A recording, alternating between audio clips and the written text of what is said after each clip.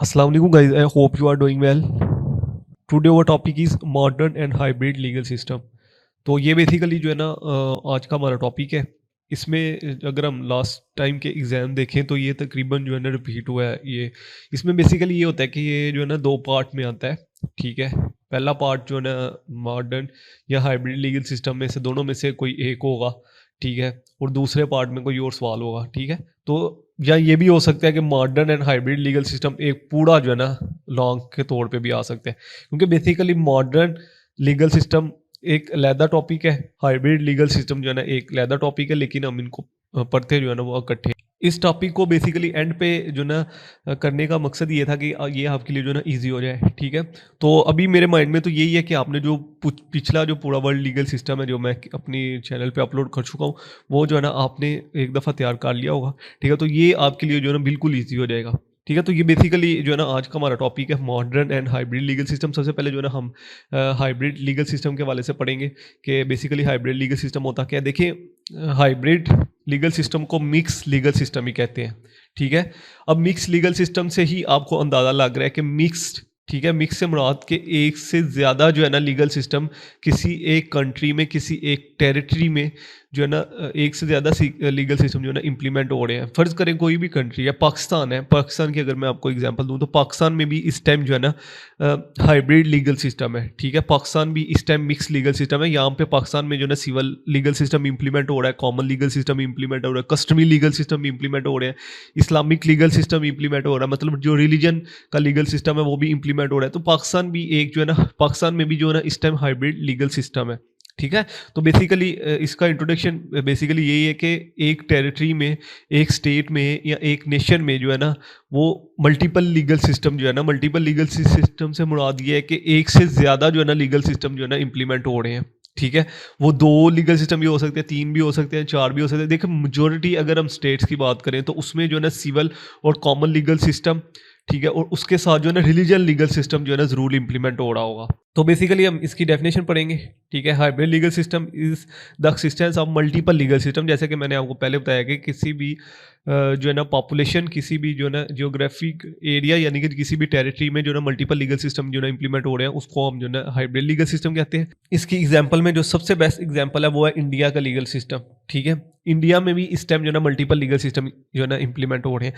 देखिए, इसका ये बेसिकली जो है ना मिक्स, ये हाइब्रिड लीगल सिस्टम का जो है ना मतलब किन वजूहात, कौन सी ऐसी वजूहात होती हैं कि जिनकी वजह से जो ना हाइब्रिड लीगल सिस्टम जो है ना डेवलप होता है, मिक्स लीगल सिस्टम डेवलप होता है। देखिए, जब भी कोई कंट्री किसी कंट्री की कॉलोनी रह चुका है ना, जैसे हम पाकिस्तान की मैं आपको एग्जांपल दूं तो पाकिस्तान जो है ना ब्रिटिश इंडिया की कॉलोनी रह चुका है, ठीक है। पाकिस्तान सब कॉन्टिनेंट का, पाकिस्तान भी पहले सब कॉन्टिनेंट का हिस्सा था, ठीक है।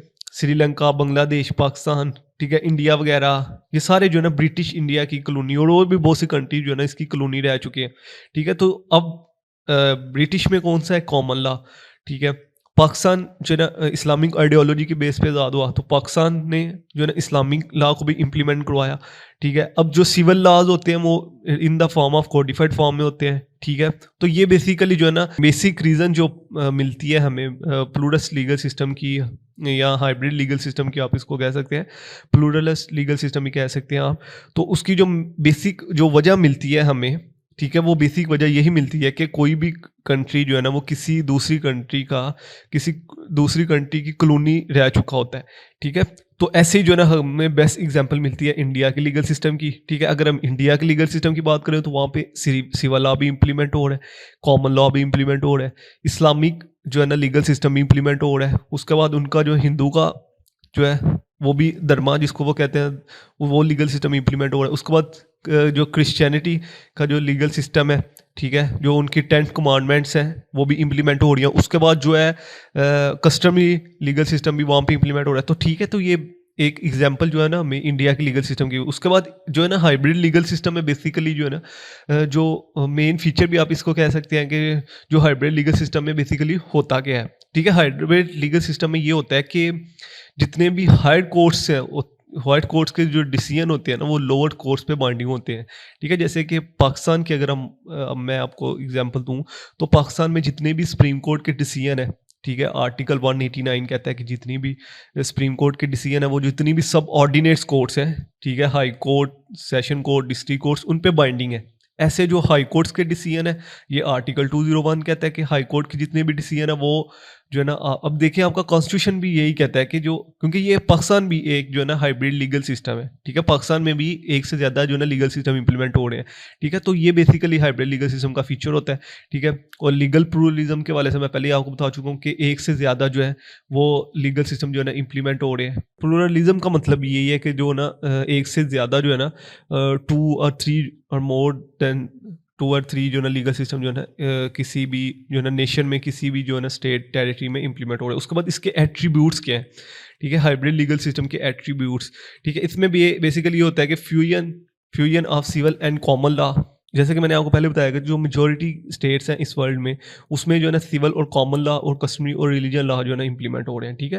तो ये जो है ना पहला एट्रीब्यूट्स यही है कि उसमें जो सिविल और कॉमन लॉ के जो ना दोनों के इंग्रेडिएंट्स जो है ना पाए जाते हैं हाइब्रिड लीगल सिस्टम में। उसके बाद जो है ना advocacy of civil and common law elements, ठीक है, सिविल और कॉमन लॉ की कंट्रीब्यूशन पाई जाती है, ठीक है। किस तरह कंट्रीब्यूशन पाई जाती है वो structured division of common law and civil law में लिखा हुआ है कि उसमें जो सिविल लॉ के मैटर्स होते हैं, ठीक है, जैसे कि मैंने आपको पहले कहा था कि जो सिविल लीगल सिस्टम होता है वो बेसिकली इन कोडिफाइड फॉर्म में होता है, ठीक है। और वो ड्राइव कहाँ से हुआ है, रोमन लीगल सिस्टम ड्राइव, मैं आपको जो ना पिछली वीडियोस में सारा डिटेल से बता चुका हूँ। उसके बाद जो है कॉमन लीगल सिस्टम के वाले से, ठीक है, कॉमन लीगल सिस्टम जो है ना वो जो जुडिशरी के डिसीजन होते हैं, ठीक है, जिसको हम जो बाइंडिंग होते हैं हमारे आने वाले केसेस पे, ठीक है, तो वो भी जिसको हम प्रेसिडेंट कहते हैं, ठीक है। तो ये बेसिकली जो है ना स्ट्रक्चर डिवीजन होती है कॉमन लॉ और सिविल लॉ की, ठीक है। उसके बाद आपने इसका जो है ना शॉर्ट कंक्लूजन लिखना है कि बेसिकली जो है ना लीगल प्लूरलिज्म के वाले से, ठीक है, हाइब्रिड जो है ना लीगल सिस्टम के वाले से कि ये जो है ना मल्टीपल लीगल सिस्टम जो है ना इसमें जो है ना इम्प्लीमेंट हो रहे होते हैं हाइब्रिड लीगल सिस्टम में। उसके बाद अगर हम मॉडर्न लीगल सिस्टम की बात करें ना, जैसे कि मैंने आपको पहले कहा था कि हाइब्रिड लीगल सिस्टम और मॉडर्न लीगल सिस्टम में डिफरेंस है, ठीक है। तो अब जो है ना मॉडर्न लीगल सिस्टम की बात करें तो मॉडर्न लीगल सिस्टम में ना वो कुछ प्रिंसिपल्स ऐसे होते हैं, क्योंकि वो ज़रूरत होती है मॉडर्न लीगल सिस्टम में जो गुड गवर्नेंस के लिए जिन जिन प्रिंसिपल्स की ज़रूरत होती है, ठीक है, जो इंपॉर्टेंट प्रिंसिपल होते हैं वो अडॉप्ट कर लिए जाते हैं इन मॉडर्न लीगल सिस्टम में, ठीक है। उसमें सिर्फ जो ना पब्लिक के ऑर्डर को ही नहीं बल्कि जो ह्यूमन राइट्स हैं, जो इंटरनेशनल लॉ है, उनकी भी प्रोटेक्शन हो रही होती है, जो कि जो जदीद जो ना जो जदीद के जो ना लीगल सिस्टम है, जो मॉडर्न लीगल सिस्टम है, ठीक है, इसमें जो गवर्नेंस होती है किसी भी गवर्नमेंट की, जैसे कि आपको बताइए कि जो हिकमत अमली है, ठीक है, उनके जो उनके जो प्रिंसिपल्स हैं, जो इम्पोर्टेंट प्रिंसिपल्स हैं, ठीक है, उनको जो है ना इम्पोर्टेंस दी जाती है, ठीक है। और जो गुड गवर्नेंस है उसको जो है ना प्रमोट किया जाता है, ठीक है। गुड गवर्नेंस में अब जो मैनेजमेंट आ जाती है, अकाउंटेबिलिटी आ जाती है, transparency, legal framework for developments, ये सारी चीज़ें जो है ना आ जाती है, ठीक है। तो ये जो है ना मॉडर्न कॉन्सेप्ट है, जो मॉडर्न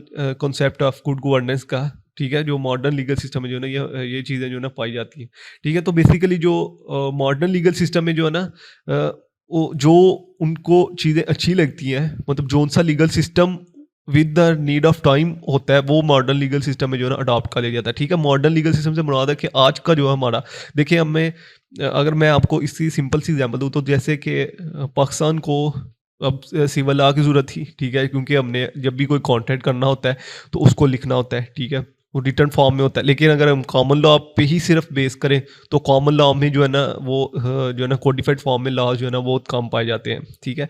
तो इसलिए हमें जो है ना टाइम के हिसाब से जो है ना सिविल जो है ना लीगल सिस्टम की भी ज़रूरत जो है ना नीड जो है ना वो पेश आई, ठीक है। तो हमने जो है ना सिविल लीगल सिस्टम को भी अडॉप्ट कर लिया और कॉमन लीगल सिस्टम को भी अडॉप्ट कर लिया, ठीक है। देन जो हमारे कस्टम्स थे, ठीक है, कस्टम अब ये क्या थे कि जब प्रॉपर्टी ट्रांसफ़र करते थे, ठीक है, तो हम वो जो है ना सिर्फ लिखवा लेते थे। लेकिन अब जो है ना ट्रांसफ़र ऑफ प्रॉपर्टी के ऊपर पूरा एक एक्ट मौजूद है, एक कानून मौजूद है, ठीक है। तो ये बेसिकली जो है ना हमारे कस्टम से ही ड्राइव हुआ है। अब जो विरासत की तकसीम है, ठीक है, विरासत के हवाले से भी आपको पता ही है, तो उसके ऊपर अब जो है ना इनहेरिटेंस एक्ट जो है ना मौजूद है, ठीक है। तो ऐसे ही बेसिकली जो कस्टमरी लॉज थे वो बाद में जो है ना एक्ट्स बन गए, ठीक है, क्योंकि ये नीड ऑफ टाइम थी, ठीक है। तो बेसिकली मॉडर्न लीगल सिस्टम में भी यही होता है कि जो नीड ऑफ टाइम होती है, जो गवर्नमेंट को जिन जिन चीज़ों की ज़रूरत होती है, ठीक है, तो वो उसको अडॉप्ट कर लेते हैं एज अ गुड गवर्नेंस के लिए। उसके बाद आता है कि pre requisite for a modern legal system. ठीक है, इसमें जो है ना सबसे पहले जो प्री रिक्विजिट्स है वो है एक्सपेंडिचर्स एंड इनएक्सपेंसिव जस्टिस। ठीक है, जो मॉडर्न लीगल सिस्टम है उसमें जो एक्सपेंडिचर्स एंड इनएक्सपेंसिव जस्टिस है ना, ये बेसिक रिक्वायरमेंट्स होती हैं। ठीक है, अब इनएक्सपेंसिव जस्टिस से क्या मुराद है? बेसिकली देखिए, जब जब भी हमारा कोई डिस्प्यूट होता है, ठीक है, तो उसके लिए हमें जो है ना क्विक जस्टिस चाहिए होता है। ठीक है, ये नहीं है कि उसको डिले करते जाए और 3-4 साल के बाद जो है ना आपका फैसला कोई आ रहा है। ठीक है, ऐसा नहीं होना चाहिए। और उसके बाद जो है ना उस पे जो अखराजात हैं, ठीक है, जो कोर्ट फ़ी है या दूसरी फ़ी है वो मतलब कम हो। ठीक है, इतनी एक्सपेंसिव ना हो कि जो जो कॉमन पर्सन है वो उसको अफोर्ड ना कर सके। ठीक है, तो ये बेसिकली जो है ना प्री रिक्विजिट्स जो है ना उसमें जो जो एक्सपेंडिचर्स और इनएक्सपेंसिव जस्टिस है, ये बेसिक रिक्वायरमेंट्स होती है मॉडर्न लीगल सिस्टम। उसके बाद पब्लिक पार्टिसिपेशन। ठीक है, पब्लिक पार्टिसिपेशन कैसे होगी?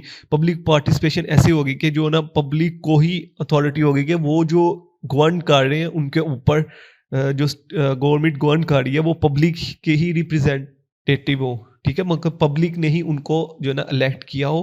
ठीक है, और पब्लिक ने ही इलेक्ट करके जो ना उसके बाद जो लॉ मेकिंग प्रोसेस है उसमें भी जो ना पब्लिक डायरेक्ट इन्वॉल्वमेंट होनी चाहिए। ठीक है, मतलब डायरेक्ट इन्वॉल्वमेंट कैसे होनी चाहिए? जिन लोगों ने उनको इलेक्ट किया हो, ठीक है, पब्लिक ने जिनको इलेक्ट किया हो वो ही जो है ना उनके बिहाफ पे लॉ मेकिंग प्रोसेस करें। ठीक है, उसके बाद अगर पब्लिक के कोई राइट्स वायलेट हो रहे हैं तो उसके ऊपर जो है ना वो जुडिशियल रिव्यू करवा सके। ठीक है, तो ये बेसिकली जो है ना पब्लिक पार्टिसिपेशन होती है इन मॉडर्न लीगल सिस्टम में कि अगर उनके कोई राइट्स वायलेट हो रहे हैं या उनको कोई राइट्स नहीं मिल रहे, तो अगर उनकी नीड्स बेसिक नीड्स नहीं पूरी हो रही तो वो जो है ना उसके जो है ना उसके ऊपर अपना कोई डिसीजन दे सके। ठीक है, या उनके अगर फंडामेंटल राइट्स वायलेट हो रहे हैं तो वो कोई जो है ना आइन कर है या कोई एक्ट ऐसा पास हुआ है जो कि उनके फंडामेंटल राइट्स वायलेट कर रहा है, तो वो उसके ऊपर जो है ना जुडिशियल डिसीजन करवा सकें। ठीक है, जुडिशियल रिव्यू करवा सकें।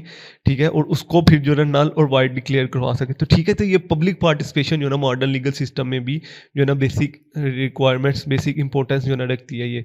उसके बाद पब्लिक प्राइवेट पार्टिसिपेशन। ठीक है, ये भी जो है ना मॉडर्न टाइम की नीड है एक। ठीक है, इंस्टीट्यूशन और इंडिविजुअल्स के दरमियान जो है ना एक अच्छा रिलेशन होना चाहिए।